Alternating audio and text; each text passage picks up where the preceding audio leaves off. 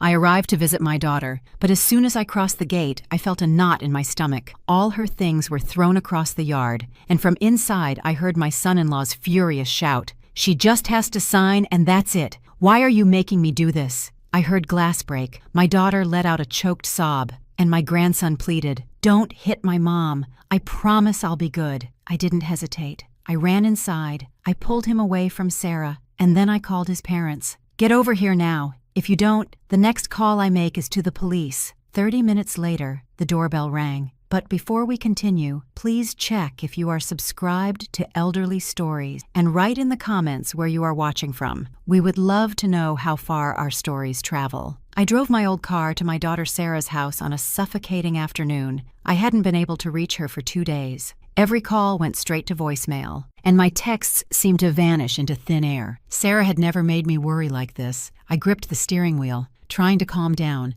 but my heart was pounding so hard it felt like it was hitting my chest. When I reached the street that led to her house, I had a bad feeling. The white iron gate, the one she always kept securely closed, was now halfway open, swinging in the hot wind. I parked the car, got out, and felt my legs tremble. I pushed the gate open and entered the yard, and the scene before my eyes left me breathless. The small garden, where Sarah cared for every flower and pot so meticulously, now looked like an abandoned dumpster. The floral dress I had given her last week, the frame from her wedding photo with her husband, and the teddy bear my grandson Ethan hugged every night, his most cherished possession. They were dirty, thrown next to a broken bougainvillea branch. I stood motionless, my head spinning, trying to understand what was happening. Then, from inside the house, I heard Mark's shouts, my son-in-law, hoarse and full of fury. "You just have to sign it. Sarah, don't make me do this the hard way." Then I heard the sound of porcelain breaking. Between those noises, Ethan's sobs slipped through. "Dad,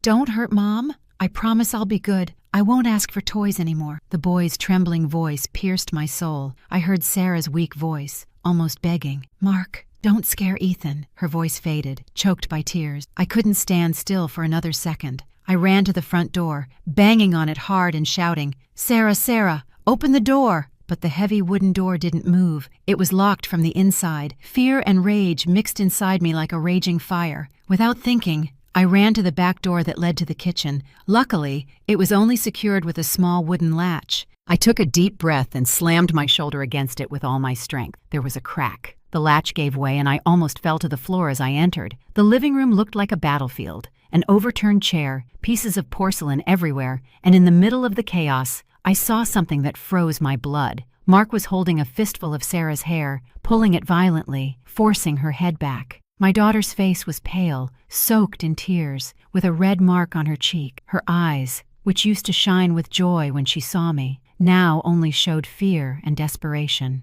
In a corner, Ethan was curled up, covering his mouth with his little hands, trying not to cry out loud. His big eyes, full of terror, watched the scene. He was only 5 years old, but his gaze was that of someone who had already seen too much suffering. I wanted to run to him, to hug him, but first I had to save my daughter. When he saw me, Mark stopped for a moment, surprised and furious, but he didn't let go of Sarah. The rage inside me exploded, so intense that the fear disappeared. I screamed with all my might, my voice breaking with indignation. "You bastard! Let go of my daughter right now!" I ran at him without thinking, scratching his arm with all my strength, my nails digging into his skin. I pushed him with all the force of a mother defending her child. Mark, stunned, stumbled back and let her go. I seized the moment, grabbed Sarah and hugged her tightly. Her body was shaking. Her breathing was shallow, as if she was about to faint. I turned and pulled Ethan towards me. My little grandson clung to my chest, sobbing nonstop. Standing in the middle of that destroyed room,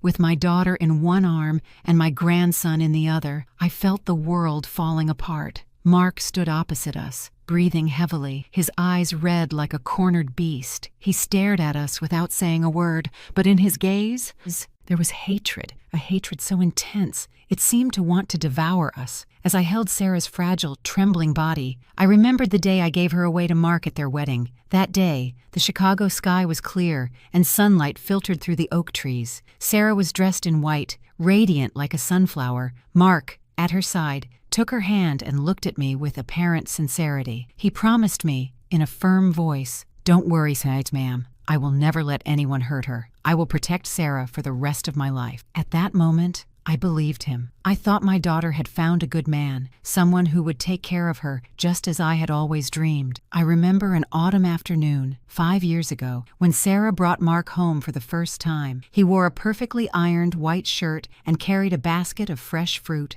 apples, grapes, and some juicy oranges. He spoke softly and always held my gaze respectfully. He talked about his job at a financial firm with a proud but humble tone. He spoke of his plans for the future, a small, cozy house, of the children who would one day run through the yard. When he took Sarah's hand and looked at her tenderly, he turned to me and said, "Ma'am, I love Sarah very much. I just want her to be happy." I smiled, nodded, and thought my daughter was very lucky. They married soon after. Sarah used the money she had saved after years of hard work to buy a little house in the suburbs. I contributed a part too. It wasn't much, but it was all I had after so many years of effort. Back then, Mark beat his chest and promised he would work tirelessly to pay her back so she wouldn't have to carry a debt to her mother. I watched him paint the house mint green with Sarah, and I watched her carefully plant a bougainvillea vine by the porch, tying each branch with care, as if tending to her dream of a happy family. The day Ethan was born, I saw Mark awkwardly holding the baby in the hospital, his eyes full of tears. He hugged Sarah and whispered something I couldn't hear, but I saw my daughter's smile, a smile of true happiness. Everything started to change when Mark began to do well at work. He was promoted. He started wearing expensive suits and shiny shoes, but he changed with it. He came home late. Sometimes he wouldn't come back all night. His eyes were fixed on his phone screen, muttering about numbers rising and falling on the stock market. I remember visiting once and seeing him at the table, swiping endlessly on his phone, without looking at Sarah, who was trying to calm Ethan in her arms. She looked at him with sadness and disappointment, but just lowered her head in silence. Then the secret calls started at night. I heard Sarah tell me, her voice trembling, "Mom, I heard Mark talking to someone at midnight. He was saying something about money, about debts. But when I asked him, he got angry and yelled at me to stay out of it." I told her to talk to him directly, but deep down, I knew Sarah was already starting to be afraid. Little by little, the valuable things in the house began to disappear. The new television, the set of dishes I gave them for their first anniversary, even the gold ring Sarah had worn since she graduated. Everything was gone. Sarah lied to me, saying they were broken or lost, but I knew she wasn't good at hiding the truth. One day I pressed her to tell me what was happening, and she burst into tears, confessing she had sold her small car, the gift I gave her when she finished college, to pay one of Mark's debts. The car was badly damaged. It couldn't be fixed, she told me, but her red eyes and evasive gaze gave her away. I held her with a broken heart, knowing I could do nothing but be there for her. The breaking point came a few months ago. When Mark lost a large amount of money gambling online, he came home a different man, no longer the one who had once held Sarah's hand with tenderness. He demanded she sign papers to mortgage the house Sarah had bought with her own hard work, without him paying a single dollar. "Just sign it, Sarah," he told her in a soft, icy voice. "We'll get out of this. I promise I'll win it all back." But Sarah, for the first time in 5 years of marriage, said no. A firm, decisive no, though it was filled with fear. Since then, Mark turned completely against her. He started to humiliate her, calling her useless, a freeloader. He threatened to make her lose her job, to tell everyone she was crazy. There were nights when Sarah ran to my house, crying uncontrollably in my arms, and I knew everything had spun out of control. Once she showed me a copy of the divorce papers Mark had already prepared. In it, Sarah voluntarily gave up all assets and also custody of Ethan, leaving everything to him. I read those lines with trembling hands. The paper almost fell. "I'm so scared, Mom," she told me, her voice broken. "He says if I don't sign, he won't leave us alone, that he'll make me lose my job, that he'll say I'm crazy." When I finally got Sarah out of Mark's hands, I felt my chest would burst with rage and pain. I put Sarah and Ethan behind me, as if my body could be a shield to protect them. I looked him in the eyes, saw the hatred reflected in his, but I wasn't afraid. My voice turned cold, every word landing like a stone. "When you dared to put a hand on my daughter and my grandson,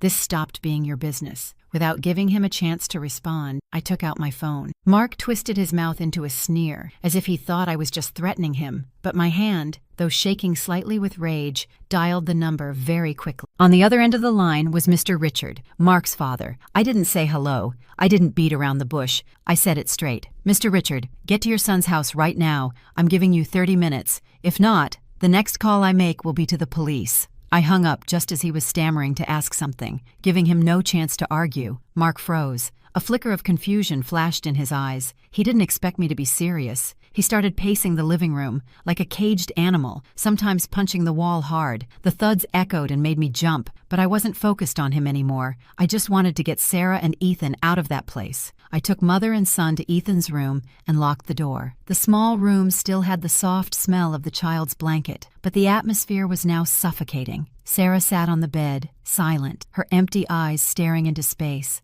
Her face was pale, as if all the life had been drained from her. I knelt in front of Ethan and, with a damp cloth, gently wiped the smudge on his forehead, trying to comfort him. "It's okay, sweetie. Grandma is here with you now." But the boy's big eyes were still full of fear, as if he didn't believe the nightmare was over. I sat next to Sarah and took her hand. It was ice cold. Her slender fingers trembled in mine. I wanted to say something to comfort her, but my throat closed up. Through the crack in the door, I could still hear Mark muttering insults outside. Every word was like a knife. I hugged Sarah tight and whispered, "I won't let this continue, honey. I promise." But deep down, I knew that promise wouldn't be easy to keep. Mark was not someone who let things go easily. Exactly 30 minutes later, the doorbell rang, sharp in the silence. I heard Mark's heavy footsteps going to open it. Mr. Richard entered first, heavy-set, his face scowling as if coming here was a huge inconvenience. Behind him was Mrs. Teresa, Mark's mother. She looked smaller than I remembered, her face drawn, her hands clasped so tightly her knuckles were white. Seeing the destroyed living room,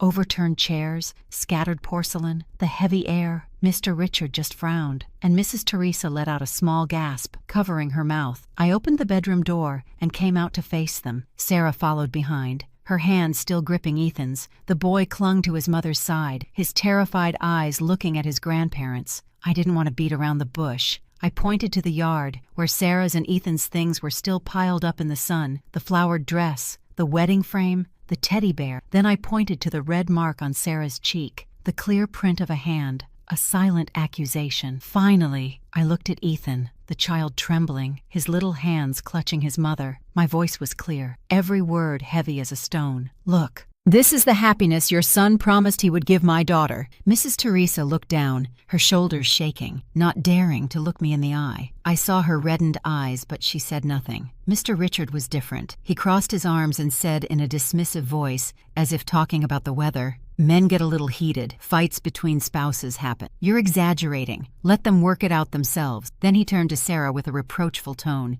"You probably said something to make him angry like this, didn't you?" Hearing that, my anger erupted like a flame. I trembled, not from fear, but from indignation. I stared at him and said with a voice of steel, "If you can't raise your son, the law will. I'm calling the police." He scoffed with a contemptuous laugh, a defiant smile. "If you're so tough, report him. Let's see if the police believe a mother-in-law, or a husband who says his wife was cheating, or about the debts." His words were a slap in the face. He dared to slander my daughter in front of me. I wanted to scream at him, to hit him, but I knew that would only make things worse. I realized that talking to these people was useless. They didn't want to see the truth. They didn't want to admit their son had become a cruel man. I turned to Sarah with a firm voice. "Honey, grab a few necessary things. We are going to my house right now." Sarah nodded, her gaze still blank, but she obeyed silently. I helped her put some of Ethan's clothes in a bag, and I grabbed a few of his favorite toys. Ethan stuck to my legs without a word, just watching his mother. I took the boy's hand and walked Sarah to the door, passing in front of Mark and his parents. He stood there, his gaze full of hate, but he didn't dare stop us. Before leaving, I stopped and looked at Mr. Richard. I spoke slowly but firmly. "Keep trusting your son. You'll see, one day you will regret." He didn't answer. He just looked at me coldly, and Mrs. Teresa was still there, her hands trembling, her eyes fixed on the floor, as if she wanted to escape it all. A few days later, Sarah suddenly remembered she had left some important project documents from work, along with some of Ethan's school books, at the old house. The boy had a test soon, and Sarah was afraid he would be affected if he missed his books. I saw her wring her hands, hesitant. "Mom, I think I have to go back for them." I cut her off immediately. "No, honey, let me go. I don't want you to face Mark. I don't want you to set foot in that place that has become a nightmare." She looked at me with a mix of gratitude and worry, then nodded and gave me the spare key. I drove to the familiar street, my heart pounding in my chest.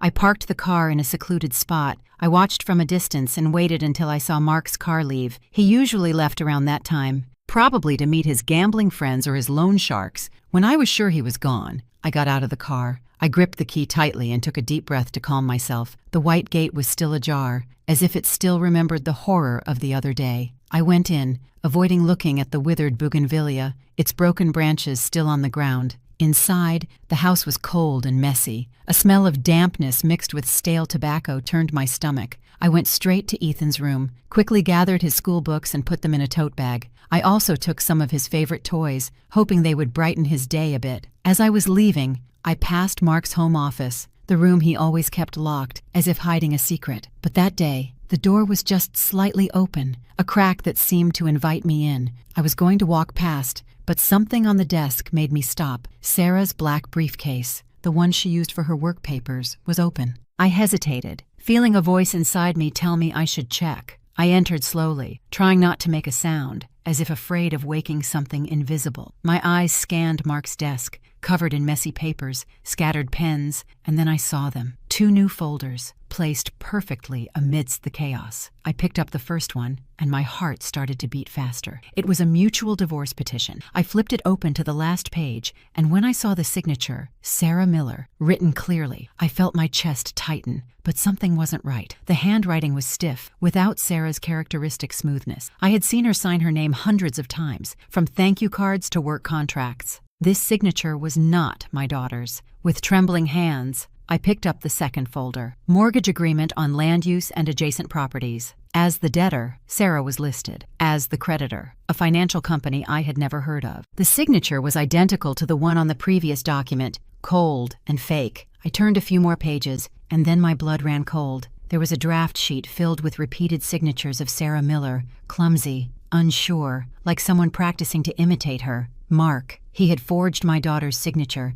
not only to get custody of Ethan, but also the house she had earned with so much effort. I stood there, clutching the folders, feeling my blood boil. He hadn't just abused Sarah physically, he was planning to steal everything from her. I pulled out my phone, my heart pounding so hard I thought it would break. I photographed every page of both documents, especially the signatures and the practice sheet. I tried to keep my hand steady, but with every click of the shutter, the rage and fear rose higher. If Mark showed up right then, I didn't know what might happen. When I finished, I carefully placed everything back where it was. I took Sarah's briefcase and Ethan's books and hurried out of the house. As I got in the car, I took a deep breath to calm down, my hands still gripping the steering wheel. I drove back, my mind reeling from what I had just discovered. I didn't say anything when I got home. I just handed the phone to Sarah and opened the photos I had taken. Sarah looked at the screen. Her face turned white. She shook her head over and over, her voice trembling. "I never signed this.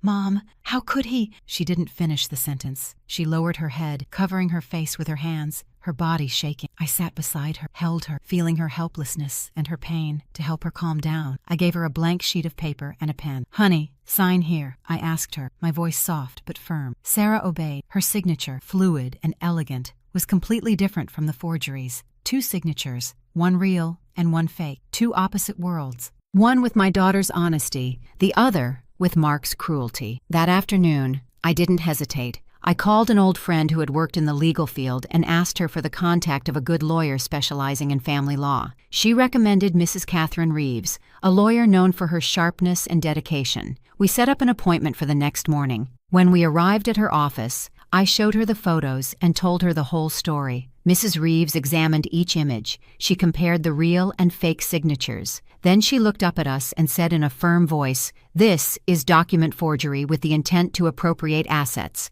With this evidence, we can not only file for a unilateral divorce in Mrs. Miller's favor, but also press criminal charges against him." After the meeting with lawyer Catherine, I felt a small spark of hope light up inside me. Immediately, Mrs. Reeves sent an official notification to Mark, requesting a meeting to discuss the division of assets and the custody of Ethan. In the letter, she subtly hinted that we had damaging evidence. I thought it would be a direct hit, a way to make him back down, but I was wrong. That action was like sticking my hand in a hornet's nest. Mark didn't respond to the lawyer's letter. He remained silent, but it wasn't the silence of someone giving up. It was the silence before a storm. The next morning, when I went to the market as I did every day, Mrs. Rose, My neighbor, the one who always greeted me with a smile and asked about Ethan, looked at me with pity. Then she looked away, pretended not to see me, and hurried into her house. I stood there, in the middle of the market, with my basket in my hand, feeling as if an invisible hand was squeezing my chest. What was happening? I ran home, my heart full of anxiety. As soon as I walked in the door, my phone vibrated. It was Sarah. Her voice was trembling with panic, almost crying. "Mom, come back now. A coworker told me Mark went to my office and spoke to my boss." Sobbing, she told me Mark had cried in front of her boss, saying Sarah was suffering from severe postpartum depression, that her mental state was unstable, and that I, her own mother, had encouraged her to abandon her home. He said it with a pained voice, as if he were a desperate husband trying to save his family. I felt my blood boil. He dared to lie, to defame my daughter right at her workplace, where she had fought so hard to build her career. Before I could calm down, another call came in. This time it was from an employee at the Department of Social Services. Her cold voice asked me to come in to clarify possible acts of family interference and signs of separation between mother and child. They said they had received a medical certificate from Mark, assuring them that Sarah was unfit to care for Ethan due to psychological problems. I froze. The phone almost fell from my hands. Mark had gone much further than I imagined. He didn't just want to take her house in custody, he wanted to destroy her reputation, to make everyone believe Sarah was not a reliable mother. That afternoon I ran home, where Sarah and Ethan were. She was huddled on the sofa, hugging the boy tightly, her eyes swollen from crying so much. The little one, sensing the tension, was scribbling on a piece of paper, but his eyes never stopped watching his mother with worry. I sat next to her, trying to say something to comfort her, but suddenly the door opened. Mark came in, followed by two neighbors I knew well. He didn't cross the threshold. He stood in the doorway, playing his part perfectly. He wiped away fake tears and said in a trembling voice, "I just want my wife and son to come back to me. Sarah isn't well, but I will take care of her. Only my mother-in-law insists on destroying my family." The neighbors looked at me with suspicion and reproach. One of them, Anne, said to me with a compassionate tone, "Ma'am, you should let them fix their own problems. Fights between couples are normal. Getting involved only makes it worse." I wanted to scream, to tell them about the bruises on Sarah's arms, the forged signatures, the fear in Ethan's eyes, but I knew that even if I had 100 mouths, they wouldn't believe me. Mark had already turned me into the villain of the story. The pressure from work, from the neighbors, and now from social services, made Sarah break down completely. She barely spoke. She just sat, hugging Ethan as if afraid someone would snatch him away. That night, Mark returned. He handed Sarah a blister pack of pills, his voice soft but icy. "Take these, Sarah. They're vitamins the doctor prescribed. They'll help stabilize you. Do it. And everything will go back to how it was. If you don't, they'll think you really are sick, and they'll take Ethan away." I watched as my daughter, trembling, took the tranquilizer almost without realizing it. I felt my heart break. He wasn't just hurting her with words or violence. He was now poisoning her mind, making her doubt herself. As I was getting ready to leave, Mark stopped me in the yard. He wasn't shouting like before. His voice was cold as ice. "You see, you have evidence of forged signatures, but I have a medical document proving my wife isn't stable. Who do you think the court will believe?" He got close to my face with a threatening look. "If you don't bring Sarah and Ethan back here tomorrow, I will file a motion with the court asking for emergency custody of Ethan because his mother has mental problems and has been kidnapped by her grandmother. Then your daughter will lose everything." I looked into his cruel eyes and, for the first time, I felt at a disadvantage. He had calculated everything, from public opinion to the fake papers. I wanted to resist, to scream that I wouldn't let him win, but I knew that, in the current situation, I didn't have the strength. If he really filed the motion with lies and false documents, Sarah could lose Ethan. The thought paralyzed me. The next day, I swallowed my tears. I packed Sarah's and Ethan's things with my own hands and took them both back to that house. Sarah looked at me with eyes full of tears. "Mom, I don't want to go back." I hugged her tight and whispered, "Hold on, just a little longer, honey. I promise I will gather enough evidence to drag him down to the hell he himself created." As soon as I got back, I called lawyer Catherine, shaking. "Mrs. Reeves, I need a reliable private investigator. Mark is playing dirty, and I need proof to unmask him, Mrs. Reeves agreed immediately and promised to introduce me to someone experienced. I took out all the savings I had left. the money I had saved for years to protect myself, and contacted the private investigator Mrs. Reeves recommended. He, a middle-aged man with a sharp gaze, promised to follow Mark's every move, especially to find the origin of the fake medical certificate he was using to slander Sarah. "Rest easy. I'll find the truth," he said in a low, confident voice. I nodded, but inside I couldn't stop worrying. While I waited, I tried to make everything seem normal. Every day I brought food to Sarah's house, a plate of homemade tamales, some soup, or just a box of fresh fruit. I told Mark it was to take care of Ethan, but really I was going to check if Sarah was safe. Every time I entered that house, my heart ached. The bougainvillea on the porch now only had a few thin branches, just like Sarah's spirit, worn down and battered. I secretly gave her a spare phone, hid it well in her blouse, and told her, "Keep this to call me if you need to.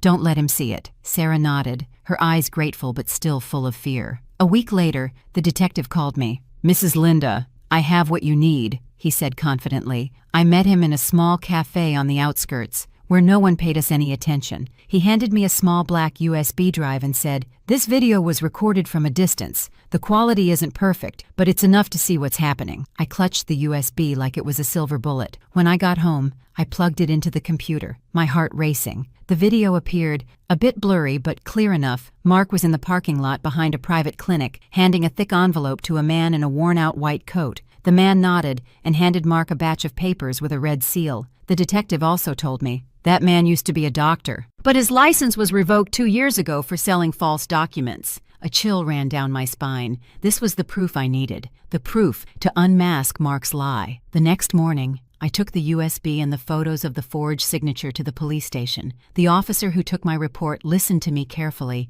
and took notes. "Mrs. Linda, with this evidence, we will open an investigation immediately," he said. I nodded, relieved, as if a weight had been lifted from my shoulders. I thought that with a little more time, Mark would pay for what he did. That night, I drove to Sarah's house as usual, carrying a box of flan that Ethan likes. I felt a little lighter, thinking it was all going to end. But as I approached the gate, I heard a loud crash from inside, as if something heavy had collapsed. Then Mark's furious voice yelling, "You dare to report me! You want me to destroy you! Is that it?" His voice sounded like a beast's, and my heart sank. I ran inside, and, without thinking, the scene left me breathless. The glass dining table was overturned, fragments all over the floor. Sarah was hugging Ethan tightly, huddled in a corner, as if trying to protect him with her own body. Her face was pale, her eyes red, terrified. When he saw me, Mark became even more enraged. He threw everything off the coffee table, glasses, picture frames, a small vase,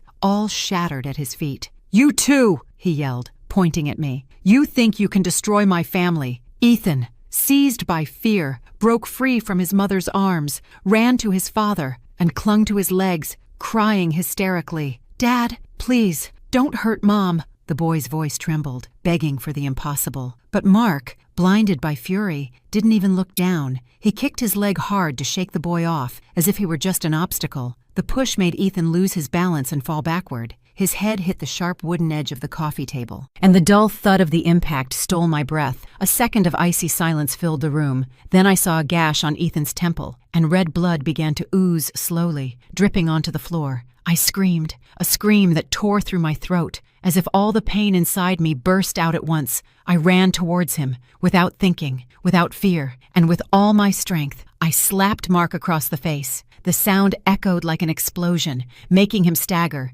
I didn't look at him again. I just scooped Ethan into my arms. The boy was fading, his eyes closed, his little face pale. "Ethan, it's me, your grandma. Wake up, please." I called him, my voice broken with panic. I ran out into the street, screaming for an ambulance. Sarah followed me, crying, clutching her son in my arms. The neighbors started to come out, looking at us with a mix of curiosity and concern. I didn't care. I just wanted to save my grandson. When the ambulance arrived, the paramedics quickly put him on a stretcher. I took Sarah's hand and got in with her. Before the door closed, I looked directly at Mark. He was standing there, paralyzed, with a vacant look, as if even he couldn't believe what had just happened. In a cold voice, I told him clearly, I'll see you in court." That night, while Ethan was in the hospital, Sarah and I sat on hard plastic chairs in the cold hallway, the smell of disinfectant making me feel suffocated. Sarah huddled, hugging herself, her swollen eyes fixed on the emergency room door. The doctor came out, informed us that Ethan only had a mild concussion and needed 3 stitches,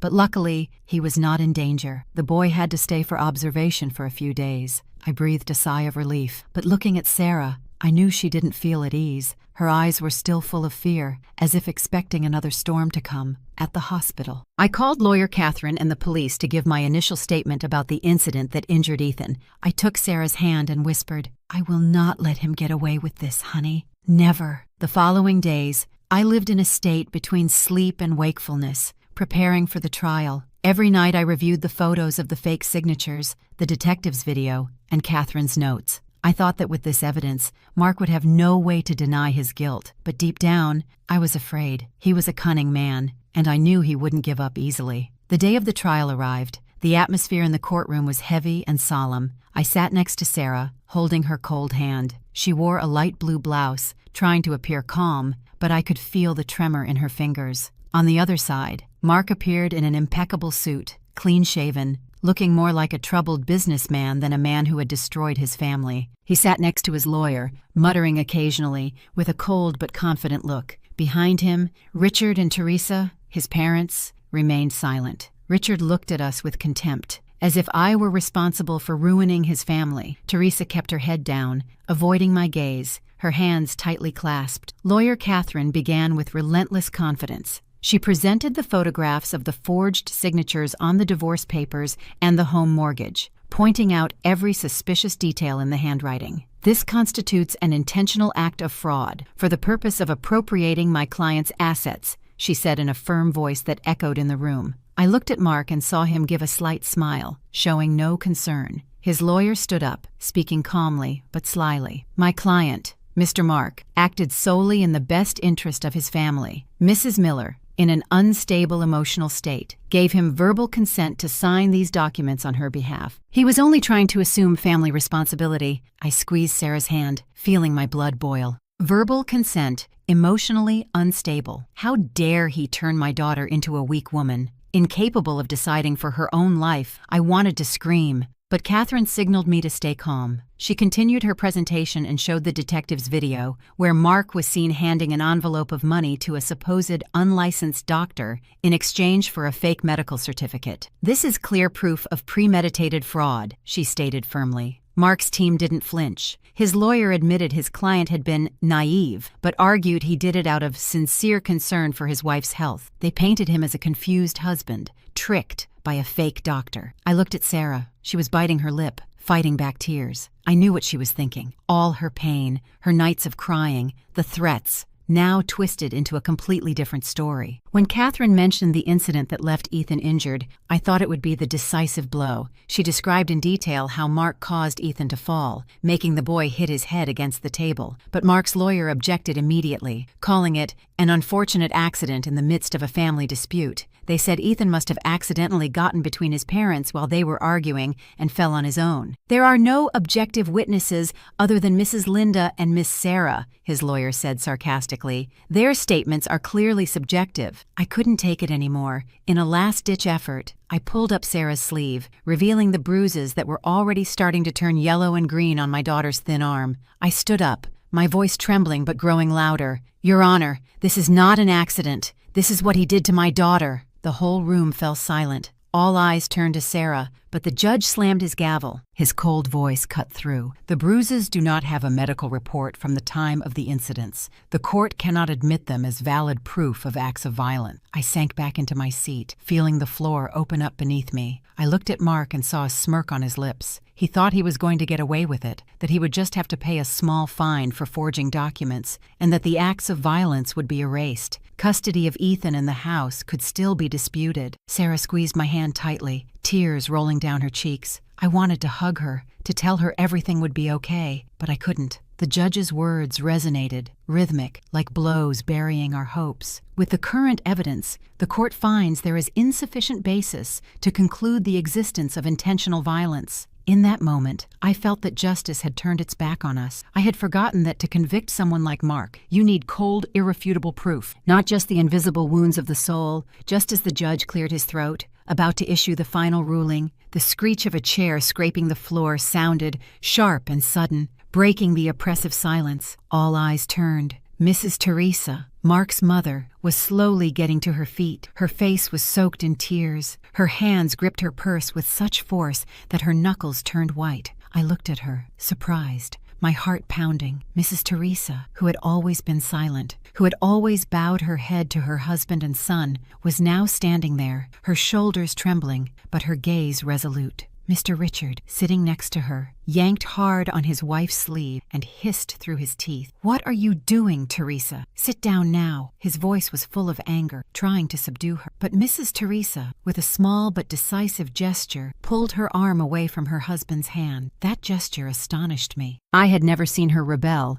I had never seen her stand up to Mr. Richard. She looked directly at the judge, her voice trembling but clear, every word carved from her heart. "Your Honor, I have proof." The courtroom stirred. Some whispered. Curious glances turned toward her. The judge frowned and motioned for her to approach the stand. Mrs. Teresa moved forward, her legs unsteady, as if every step was a struggle. As she walked, she spoke, her voice breaking. "I know my son. He is just like his father. A few weeks ago, when I went to watch Ethan, the boy told me he saw his father push his mother. I dismissed it. I told him not to say such silly things, but the fear in his eyes haunted me. Day after day, my heart ached hearing that. Ethan, my dear little grandson, had tried to tell the truth, but it was his own grandmother who didn't believe him. I looked at Sarah and saw her press her lips together, her eyes glistening. Mrs. Teresa stopped in front of the stand, opened her purse with trembling hands, and took out a small black USB drive. She handed it to the court officer, her voice low but firm. "I bought a hidden camera. I put it inside an old teddy bear on the living room shelf. I just wanted to know the truth, and I saw everything." My heart beat harder as the officer connected the USB. The large screen in the courtroom lit up, and the room fell silent. The first video appeared. Mark in the living room, throwing a stack of papers in Sarah's face, yelling at her, "Sign it, you useless. If you don't blame me." His voice was harsh, threatening. Sarah cringed. She tried to dodge him, but he wouldn't stop. The second clip took my breath away. Mark grabbing Sarah by the hair. He forced her head down against the table, his face contorted with rage. In the video, Ethan's cry could be heard, faint but heartbreaking. "Dad, don't hurt Mom." The third clip, with crystal clear sound, was a stab at the previous lies. "You think your mother is going to save you? I will make your whole family live worse than the dead." Every scene, every word, was irrefutable proof. It was no longer an accident. It was no longer sincere concern, as Mark's lawyer tried to present. It was a threat, systematic and cruel. I looked at Mark. I saw him sitting, frozen in his chair, his face as pale as paper. He wasn't smiling anymore. His panicked gaze shifted from his mother to me, as if desperately looking for a way out. In the courtroom, Mr. Richard jumped to his feet, pointed at his wife, and shouted, "You damned woman, traitor!" His voice was full of fury, but the bailiffs immediately approached and ordered him to maintain order and sit down. Mrs. Teresa didn't look at him. She just stood there, her trembling hands clutching her purse, as tears streamed down her face. In her gaze, I saw not only pain but also relief, as if she had just freed herself from a burden that had crushed her for years. The judge struck the gavel hard on the desk. His voice rang out, firm, without a trace of doubt. "Based on the new evidence presented, this court finds the defendant, Mark, guilty of the crimes of domestic violence, assault and battery, document forgery, and fraud." He paused, looked directly at him, and continued. "The divorce petition from Mrs. Miller is approved immediately. She is granted full custody of the minor, Ethan, and full ownership of the house." I felt the world move slowly. Sarah squeezed my hand hard, tears falling down her cheeks, but this time they were tears of relief. 2 police officers approached and handcuffed Mark right there in the courtroom. As they led him away, he looked at his mother and then at me with a mix of hatred and desperation. I didn't look at him anymore. I turned to Mrs. Teresa, who was standing there, crying silently, her small shoulders shaking like a leaf in the wind. In that instant, I understood that she had not only saved my daughter and my grandson, but she was also trying to save herself. A few weeks after the trial, Sarah and Ethan moved into my small house on the outskirts of the city. Ethan's laughter, though still timid, began to fill the house and bring back its warmth. I did everything possible to create a safe space for them both. I cooked Sarah's favorite dishes. I played with Ethan, but I knew the wounds of the soul would take time to heal. At night, when everyone was asleep, I sometimes heard Sarah sobbing from her room. Other times, Ethan would wake up startled, screaming his mother's name, his eyes wide with fear. We changed all the locks on Sarah's old house and hired someone to clean up the mess Mark had left.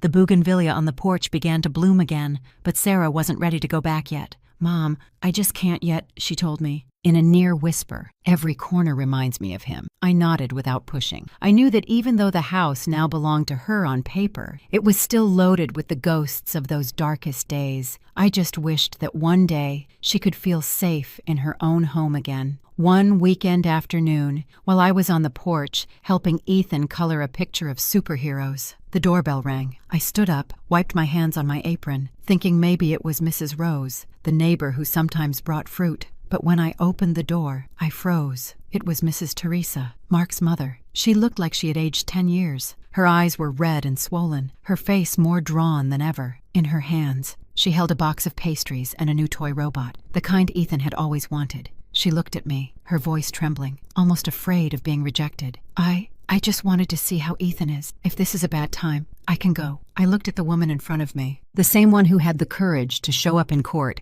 and offer the evidence that saved my family. In her gaze, I saw remorse, but also a sincerity that was impossible to deny. I stepped back, opened the door wide, and said softly, "Please come in, Mrs. Teresa." She entered slowly, clutching the box of pastries as if it were the only thing keeping her steady. I made 2 cups of tea and invited her to sit in the living room. Sarah came out of her room. Seeing Mrs. Teresa, she paused for a moment, surprised, but then she nodded and gave a slight smile. Mrs. Teresa handed the robot to Ethan, speaking sweetly. "This is for you, Ethan. I know you like robots." The boy took it shyly, looked at his mother for permission, and then went to a corner to play quietly with his new toy. We sat, and although the atmosphere was a bit awkward at first, Mrs. Teresa was the first to speak, her voice heavy with guilt. "Mrs. Linda, Sarah, I am sorry. I am sorry for everything Mark did to you." She paused, took a deep breath, as if gathering all the courage she had left. "My husband, Richard,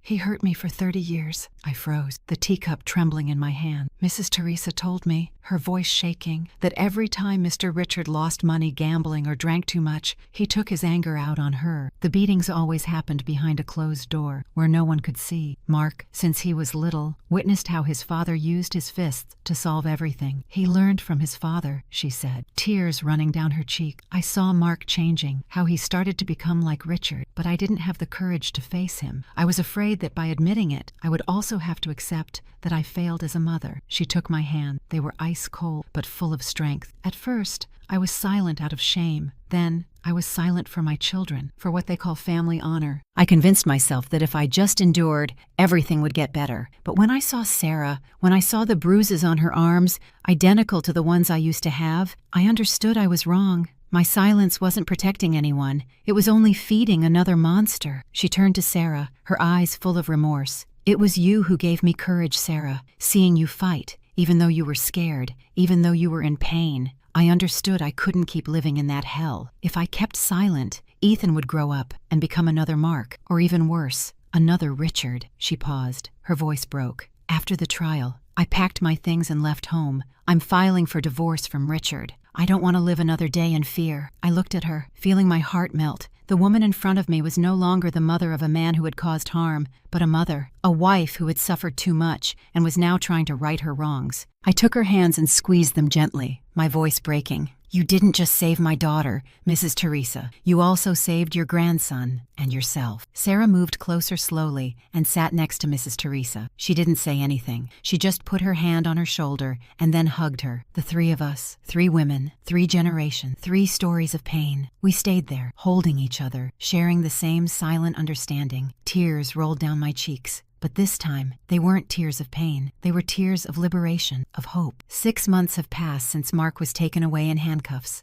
My daughter's life and mine have started to find their course, like a small boat finally finding a calm harbor after the storm. My house, which once only knew the silence of an old woman, is now filled with Ethan's laughter and Sarah's stories. Sarah went back to her job at the company, the same place where she feared Mark would destroy her reputation, but she achieved the opposite. With hard work and talent, she not only kept her position, but was promoted to project manager. I see she's different. She's no longer the timid, fearful woman from before. Now she speaks with confidence, with a spark in her eyes every time she tells me her new plans. "Mom, I want to build a beautiful future for Ethan," she told me once while we were having dinner. I smiled and stroked her hair, full of pride. Ethan has also regained his bright smile. The small scar on his temple, a reminder of that terrible day, has faded, leaving only a faint line under his dark hair. He no longer wakes up startled in the night, although sometimes I see him hug his teddy bear tightly, with a slight fear when he hears strange noises. I often sit by his side and tell him stories about superheroes. He laughs and asks me, "Grandma,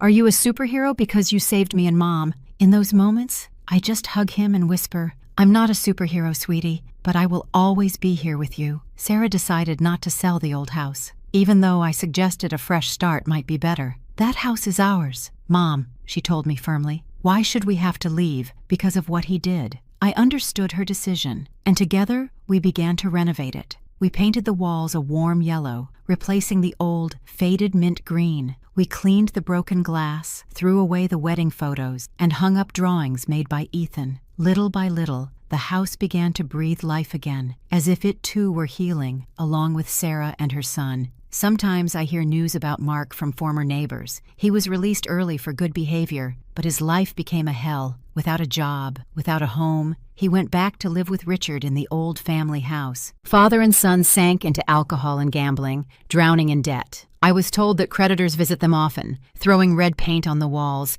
and writing threats in chalk. They live in hiding, afraid to see anyone, like ghosts in the world they themselves created. I don't feel satisfaction, just a slight sadness. Not for Mark, but for everything he himself destroyed. Mrs. Teresa, or as we all affectionately call her now, Mama Teresa, has become an essential part of our family. After the trial, she completed her divorce from Mr. Richard, received a portion of the assets, and bought a small apartment not far from my house. She comes by almost every afternoon, helping Sarah pick up Ethan from school or bringing over a plate of homemade cookies. Ethan adores her and always brags to his friends that he has 2 wonderful grandmothers. Sarah calls her Mama Teresa and treats her like a second mother. With an affection and respect I had never seen her show anyone but me. Mrs. Teresa and I became confidants. We cook together, share old recipes, and tend to the small garden behind my house. Once, while we were pulling weeds, she looked at me smiling and said, "Mrs. Linda, I never thought I'd have a friend at this age." I laughed and replied, "Mrs. Teresa, I never thought I'd find someone who understood me like you do either." Those moments, though simple, were the remedy we both needed to heal. One beautiful Sunday morning, I was sitting on the balcony, sipping a hot cup of tea as the first rays of sun filtered through the leaves of the trees. Down in the yard, Sarah and Mrs. Teresa were tending the bougainvillea in front of the house together. That same plant that had been trampled on that terrible day had now come back to life. They cut the dry branches, tying up the new shoots that were reaching high, with the delicacy of someone caring for something sacred. On the vine that once looked withered, pink and purple buds were beginning to open, shining in the morning light like small, vibrant flames. I watched those 2 women, one who had given birth to the man who caused so much harm, and one who was his victim. Together, they had been through hell, enduring unimaginable pain, and now they were there, side by side, cultivating life from the ashes. Sarah looked up, saw me on the balcony, and smiled as she said, "Mom, come down and see. The flowers are beautiful." Mrs. Teresa also looked up, with a kind smile on her lips. "Linda, if you don't come down, I'm going to plant your whole garden myself." I put down my teacup, went down to the yard, my heart feeling lighter than it had in a long time. As I looked at the blooming bougainvillea, I knew that Sarah's and Ethan's future, just like those flowers, could only be bright and full of life. In this life, there are invisible wounds that leave deeper scars than any knife. After everything that happened, I understood that a mother's silence can be the very thing that lets evil grow in the darkness. If I had not stood up, if Mrs. Teresa had not found the courage to face the truth, the violence,